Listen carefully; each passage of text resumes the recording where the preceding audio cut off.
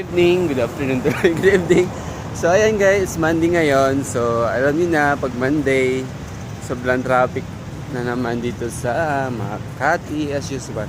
Pero guys, dito naman pag 7 na or 8 na kami nakalabas, so hindi na masyadong traffic, nakakasakay kami agad. Kasama ko yung aswang. Hello. Aso. Wait, nakalimutan ko. Nandyan. Dito kami sa daanan. Kalsada na yan guys. So, madilim dito. Pero hindi naman nakakatakot dito kasi alam mo na. Yung kulay pink. Yung May maraming marshal dito at saka fifth naman dito sa Makati. Maliban na lang sa mga snatcher at hold upper guys. Pacheck. Doon So, lang sa ayun. unang floor. At ayun na guys. So ayun. Sana makasakay kami agad. Ito yung pagsubok ng mga empleyado or mga mahihirap Bakit? Tukha. Di ba ganun na may mahirap? para makaahon sa mga pagkain sa araw-araw. Na-survive. Hindi makasurvive guys sa pangaraw-araw na pangangailangan natin. So bilang empleyado, kailangan magtiyaga kung ano mang meron tayo ngayon.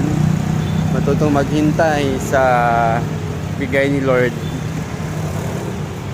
Bigay ni Lord.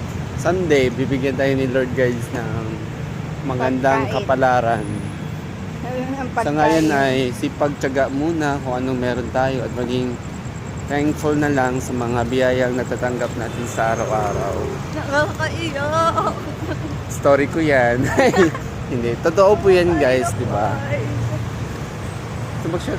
Ito na kasi yung kasama ko mayaman. Shout out, shout out. Kunwari lang siya naglalakad. Gago, anong niya? Pero ito totoo yan, hindi talaga yung naglalakad. Hindi po, kayo mahirap lang po ang person.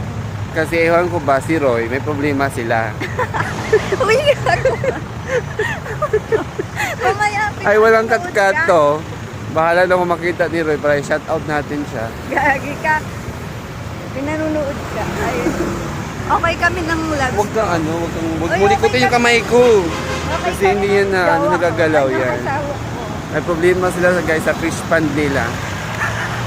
Uy, dadang. Destroyer ka ng Aray! ng pagsasama. Hindi, okay lang yan. Kahit makita pa ni Roy, no problem. We're just stating the fact. Noon, ang nainis sa'yo, ang naaano sa'yo.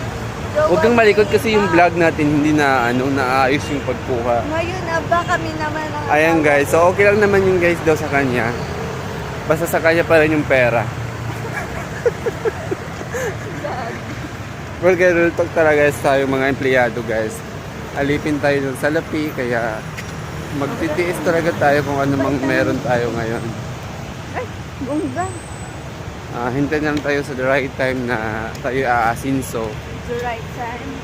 The right time, the right place daw guys. Kaya lang guys, so samahan nyo kami makipagbakbakan naman sa traffic na ito. Makati ito ha, pero traffic! Bye guys! Please like and subscribe, comment and share pala guys. Thank you, bye bye!